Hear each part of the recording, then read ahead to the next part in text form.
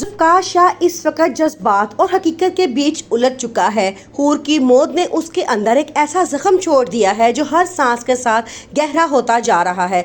लेकिन सबसे दर्दनाक बात यह है कि उसको आज तक ये यकीन नहीं आता कि हूर उसे कभी छोड़कर भी जा सकती है। इसलिए ज़ुल्फ़िकार का दिल एक ही बात को बार बार पुकारता है, ये कोई साजिश थी, हूर मुझे छोड़कर नहीं जा सकती।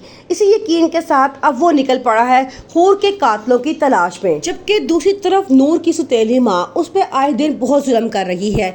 महविश के शादी पे उसके लिए सबसे आम सा जोड़ा लिया जाता है, यहाँ तक कि जब वो तैयार होकर आती है तो सब में बहुत प्यारी लग रही होती है। उसकी सौतेली मामा उसे देखती हैं तो जल जाती हैं और फौरन उसे कहते हैं कि जाके साबुन से मुंह धोकर आओ, तुम्हें किसने कहा इतना, तुम तैयार हो, तुम तो मेरी बेटी महविश से भी खूबसूरत लगना शुरू हो चुकी हो।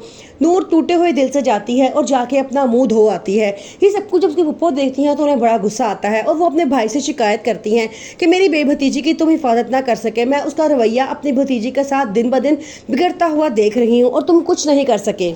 आखिरकार नूर और ज़ुल्फ़िकार शाह का आमना सामना हो ही जाता है। पहले तो उसे यकीन नहीं आता कि ये बिल्कुल हूर जैसी है। वो समझता है कि शायद हूर ही उसके सामने खड़ी है, लेकिन उसे बाद में जब उसको नूर कह के उसकी मामा बुलाती हैं तो वो समझ जाता है कि ये कोई और लड़की है, लेकिन हूबहू हूर जैसी ही है। ज़ुल्फ़िकार शाह के पापा जो पहले ही चाहते थे कि ज़ुल्फ़िकार शाह की शादी मरियम से हो जाए, वो कहते हैं कि अब ज़ुल्फ़िकार शाह को हूर को बुलाकर अपनी ज़िंदगी में आगे बढ़ना चाहिए। लेकिन ज़ुल्फ़िकार शाह अभी भी हूर की यादों में ही गुम है। दूसरी तरफ सलार शाह जो एक गुंडा और बदमाश टाइप का इंसान है, लोगों को हरासा करना, उनको तंग करना, शराब नोशी करना, सब उसकी आदत में शामिल है। उसकी मामा सब कुछ जानती हैं कि ये इस तरह का लड़का है। वो चाहती हैं कि नूर जैसी कोई अच्छी और पाकीज़ा लड़की उसकी ज़िंदगी में आ जाए जो शायद उसको संवार दे। नूर को जब से पता चला है कि उसकी एक और बहन है, वो बहुत बेचैन हो चुकी है।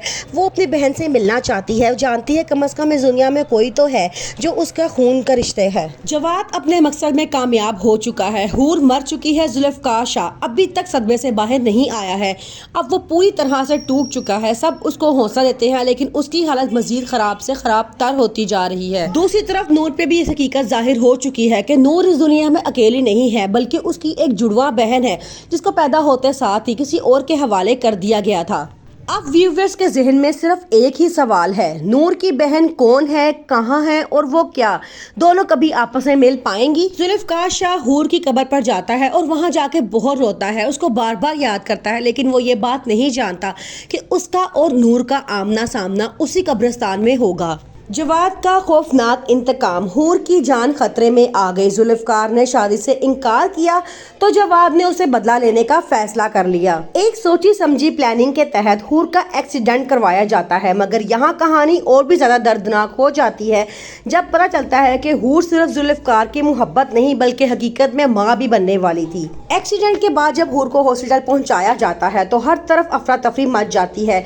ज़ुल्फ़िकार पूरी तरह से टूट चुका होता है और उस वक्त ऑपरेशन थिएटर के दरवाजे बंद और खुलने की आवाजें आती हैं। ज़ुल्फ़िकार के पांव जमीन उस वक्त निकल जाती है जब डॉक्टर्स आके बताते हैं कि सॉरी, हम हूर को नहीं बचा सके।